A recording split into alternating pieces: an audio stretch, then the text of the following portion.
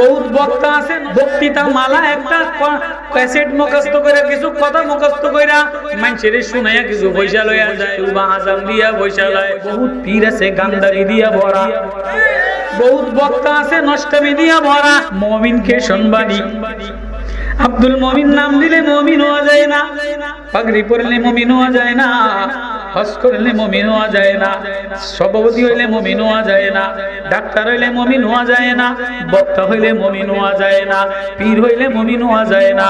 বহুত পীর আছে গান্ধারি দিয়া ভরা, বহুত বক্তা আছে নষ্টামি দিয়া ভরা। বক্তৃতা মালা একটা ক্যাসেট মুখস্থ করে কিছু কথা মুখস্থ কইরা মানুষের শুনাইয়া কিছু পয়সা লইয়া যায়। কেউ বা গান গাইয়া পয়সা লয়, কেউ বা আজান দিয়া পয়সা লয়। আল্লাহ বলে না না না না না, এটার দ্বারা মুমিন হওয়া যায় না। মুমিন তো সে যে আল্লাহ বললে